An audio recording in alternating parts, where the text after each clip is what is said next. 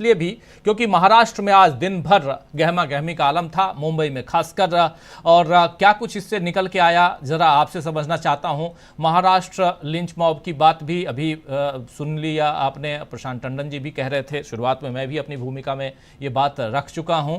और चुनाव का वक्त है, लेकिन यहां पर चाहे महाराष्ट्र हो चाहे बिहार हो, दोनों जगह से जो खबरें आ रही हैं वो कहीं ना कहीं नरेंद्र मोदी के लिए परेशानी वाली खबरें हैं, क्योंकि दोनों तरफ सड़क पे अगर विपक्ष है और सत्ता पक्ष के खिलाफ अगर विपक्ष सड़कों पे होता है तो सबसे ज्यादा परेशान उस समय परेशानी होती है सत्ता पक्ष को।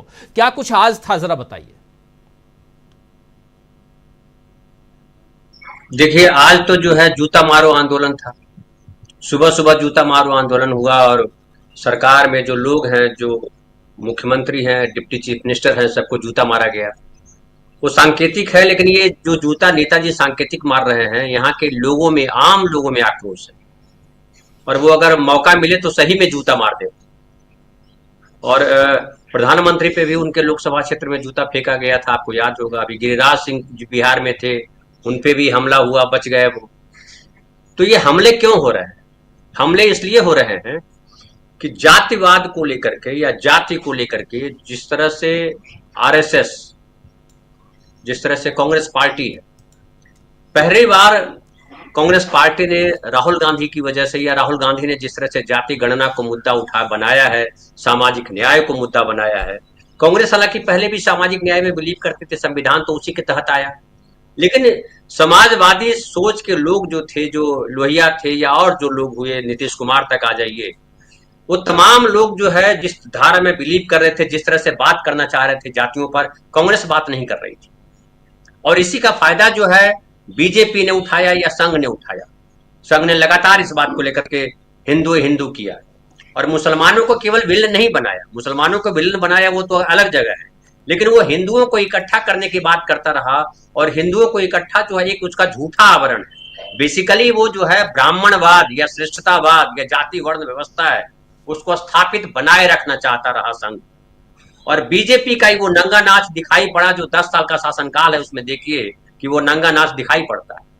लेकिन जिस तरह से राहुल गांधी ने महसूस किया कि कांग्रेस पार्टी की धारा अब बदलनी पड़ेगी, कांग्रेस पार्टी में और धाराओं को जोड़ना पड़ेगा, और जिस तरह से इंडिया गठबंधन बना, नीतीश कुमार उसके सूत्रधार बने और जाति गणना बिहार में हुई।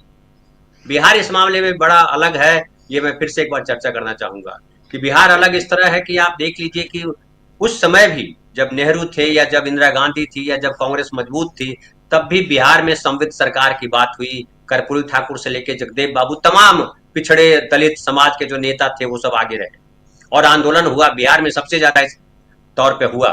उसके बाद जब लालू यादव का उदय होता है, पिछले 34 साल ले लीजिए, 34 साल से पिछड़ों का वहां शासन है, ये अक्सर चर्चा की जाती है। लालू प्रसाद यादव ने एक अलग किस्म की राजनीति की, उसके बाद नीतीश कुमार की समावेशी राजनीति मानी जाती रही।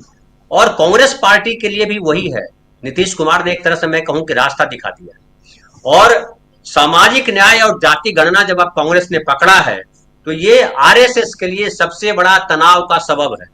सब बीजेपी के लिए तो है ही, बीजेपी तो अलग पार्टी, वो उसको छोटा सा एक हिस्सा मानिए, लेकिन वैचारिक तौर पे कौन है? आरएसएस है। और आरएसएस को अब खतरा है, इसलिए आदित्यनाथ का बयान एक बार देख लीजिए कि वो कहते हैं कि बटेंगे तो कटेंगे। ये किसको कह रहे हैं? बटेंगे तो कटेंगे किसके लिए कह रहे हैं? लेकिन ये समझ में नहीं उनको आ रहा है कि ये जो दलित पिछड़ा वंचित समाज है वो अब जाग चुका है। बिहार की बात मैं थोड़ी सी और कर दूं कि बिहार में दंगे बहुत हुआ करते थे, कांग्रेस रिजीम में भी बड़े बड़े दंगे हुए। उसके बाद जब लालू प्रसाद यादव का शासन आया तो दंगों पे एक तरह से अंकुश लगा, और उसकी वजह यह मानी जाती रही कि यादव जाति जो है, जो सबसे ज्यादा संख्या वाली जात है, बहुत एग्रेसिव नोट पे रहा करती थी। तो लालू प्रसाद यादव ने मुस्लिम यादव गठजोड़ बनाया और उसकी वजह से दंगों पे बहुत कंट्रोल हुआ। नीतीश कुमार ने भी उसको बनाए रखा। हिंदूवाद के नाम पर जो आरएसएस ने या बीजेपी ने बिहार में करना चाहा, वो नीतीश कुमार ने करने नहीं दिया। तो बिहार एक ऐसी रणभूमि के तौर पे है जहां आप देख लीजिए कि बीजेपी के लिए या आरएसएस के लिए कभी आज तक, भले वो 20 साल में सत्ता में है नीतीश कुमार के साथ, लेकिन उनको अभी भी स्पेस नहीं मिला।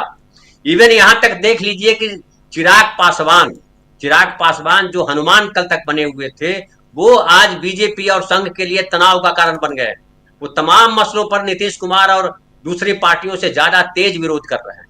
आज जो बिहार में जो तेजस्वी यादव ने जो सभा की और जिसमें जातियों को लेकर के बात की, बहुत महत्वपूर्ण बात है वो, और वो राहुल गांधी की उस बात को आगे बढ़ा रहे हैं जिसमें सामाजिक न्याय आता है, जिसमें जाति गणना आता है। फिर से महाराष्ट्र में आता हूं, महाराष्ट्र में भी जाति गणना की बात उतनी ही महत्वपूर्ण है। अजित पवार को आप याद कीजिए, अजित पवार ने कहा था कुछ महीने पहले कि बिहार में जो जाति गणना का जो फार्मूला लाया गया है वो लाया जाए यहाँ पे। इसलिए कहा था कि मराठा का नेता माना जाते हैं अजित पवार। मराठा आरक्षण की लड़ाई लड़ रहे हैं, आरक्षण की बात कर रहे हैं। और मराठा है कौन? मराठा किसान है। किसानों के प्रति इस सरकार का, संघ का क्या नजरिया रहा है, ये किसी से छुपा नहीं है। और ये चोर दरवाजे से या कहिए गलत तरीके से प्लांट किया ईडब्ल्यूएस। पिछड़ों में सबसे ज्यादा आक्रोश जो है इसी बात को लेकर के है कि आप जो इकोनॉमिक वीकर सेक्शन बनाया और 10% आरक्षण दिया आपने सवर्णों को। ईडब्ल्यूएस कमजोर समाज के लिए नहीं दिया, सवर्णों का आरक्षण। और एक आरक्षण का जो सूत्र था, आरक्षण का जो बेस था कि आरक्षण जो है वो जातीय भेद को खत्म करने के लिए, उस पर आप बात नहीं करना चाहते। उस पर जब जाति गणना की बात राहुल गांधी करते हैं तो आप कहते हो कि ये जाति भेद पैदा कर रहे हैं। ईडब्ल्यूएस क्या है? आप जो जाति भेद है उसको कमजोर करने के लिए आपने आर्थिक आधार गढ़ा और कहा कि आर्थिक आधार पर आरक्षण होना चाहिए और 10% दिया। इन तमाम चीजों का जो बवाल है, चूंकि 50 से 60% पिछड़े हैं, उसमें दलित को मिला दीजिए, उसमें महिलाओं को मिला दीजिए, उसमें मुसलमानों को मिला दीजिए, उसमें आदिवासियों को मिला दीजिए, तो 90% लोग होते हैं। तो ये तमाम लोग जब मिलेंगे तो आरएसएस कहां जाएगा? जो प्रशांत भाई कह रहे हैं, बहुत महत्वपूर्ण बात कह रहे हैं प्रशांत भाई, कि आरएसएस के लिए अब जमीन बचाना छोड़ दीजिए, पगड़ी बचाना मुश्किल है। आरएसएस की अब जगह इस देश में समाप्त होती है। और मुझे लगता है महाराष्ट्र में जब शिवसेना अलग हुई तो आरएसएस के लिए वो अलार्म था, क्योंकि आरएसएस को यहां जमने में शिवसेना बने बड़ा रोल निभाया, बड़ी भूमिका निभाई। और अब जब शिवाजी की मूर्ति टूटी है, भ्रष्टाचार की बात हो रही है, तो शिवाजी की मूर्ति को लेकर के, चूंकि मराठा नेता थे, पेशवा, मराठा, ब्राह्मण, आप सब जोड़ लीजिए, बहुत समय नहीं है हमें उतना बताने के लिए, हम लोग कई बार इस पर बात कर चुके हैं। तो शिवसेना ने भी जो बीट लिया है, जो शरद पवार ने जो बीट लिया है, जो कांग्रेस ने बीट लिया है, अब पूरी राजनीति में आप गौर कीजिए कि आरएसएस बीजेपी अकेला पड़ता जा रहा है। अब इनके पास कॉर्नर होने के अलावा कोई उपाय नहीं। अब हिंदू के नाम पर, हिंदूवाद के नाम पर अब जो है नफरत की राजनीति इनकी खत्म होने का टाइम आ गया। अब कितने दिन मोदी जी की सरकार चलेगी मुझे नहीं पता, लेकिन मुझे दिख रहा है कि मध्यावधि चुनाव नजदीक है। जी, मध्यावधि चुनाव नजदीक है, बहुत बड़ी बात यहां कह रहे हैं धनंजय कुमार जी। लेकिन 2-3 बहुत महत्वपूर्ण बात। एक ये आप देखिए कि उधर बिहार में तेजस्वी यादव आज किस बारे में बात कर रहे थे? आरक्षण और जाति जनगणना के बारे में। यही